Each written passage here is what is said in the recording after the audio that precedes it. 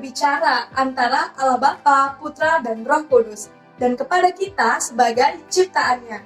Allah selalu memakai medium dalam berkomunikasi, yaitu event, word, and person. Jadi, peristiwa creation, fall, and redemption yang melibatkan Allah dan manusia dituangkan ke dalam kata-kata, yaitu Alkitab, oleh Allah yang memimpin proses kanonisasi. Dulu, memang Allah berbicara langsung ke manusia. Contohnya, Allah berbicara ke Musa melalui semak duri yang terbakar. Tapi sekarang memakai wahyu yang tertulis sebagai pusat komunikasinya dengan manusia. Alkitab sendiri menegaskan bahwa Alkitab berasal dari Allah, sebab tidak pernah dibuat dihasilkan oleh kehendak manusia, tetapi oleh dorongan Roh Kudus orang-orang berbicara atas nama Allah.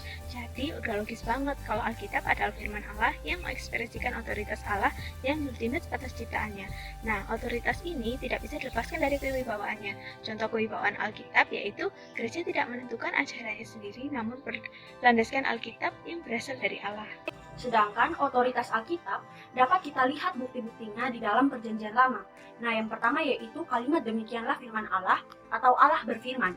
Nah, itu terdapat di dalam kitab Musa. Yang kedua, Alkitab itu kekal. Bisa dilihat di dalam Mazmur 119 ayat 89 dan Mazmur 160. Lalu yang ketiga, isi Alkitab itu sempurna. Dapat kita lihat di dalam Mazmur 19 ayat 7.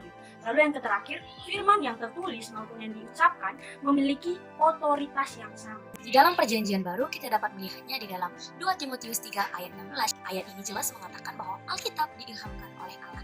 Kata segala tulisan merujuk pada Perjanjian Lama. Matius 1 ayat 22 juga mengatakan bahwa Perjanjian Baru menggenapi Perjanjian Lama.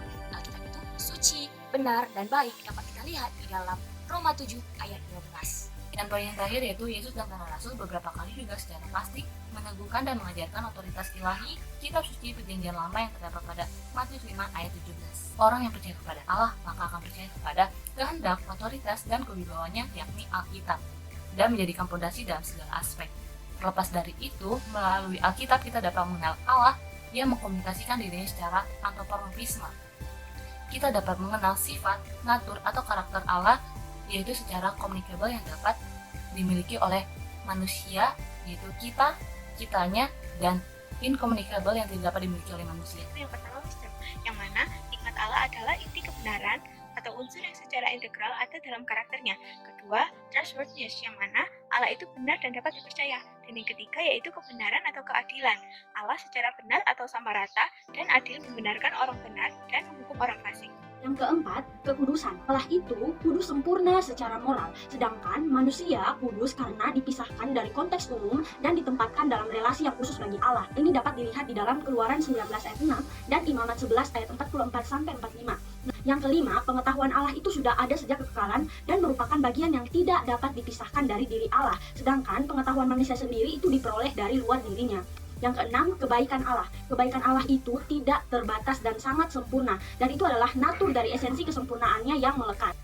Atribut yang pertama yaitu ketidakbergantungan Allah atau independence. Artinya, Allah tidak bergantung pada siapapun dan tidak memerlukan siapapun. Hal ini dapat kita lihat di dalam Mazmur 36 ayat 10 dan Yesaya 41 ayat 4. Kedua, ketidakberubahan Allah, bahwa Allah tidak pernah mengalami perubahan, dapat kita lihat di dalam Yakobus 1 ayat 17.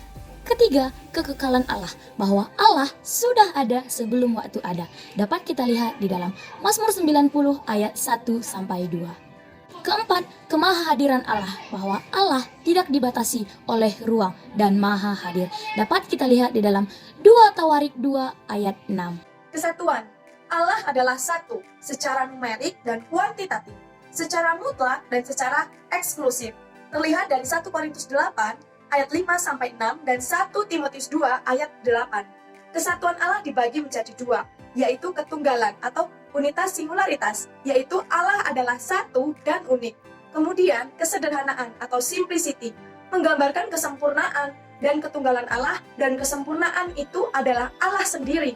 Terlihat dari Yeremia 10 ayat 10 dan 1 Korintus 1 ayat 30. Berbeda dengan manusia yang terdiri dari bagian-bagian dan bukan berasal dari dalam dirinya sendiri.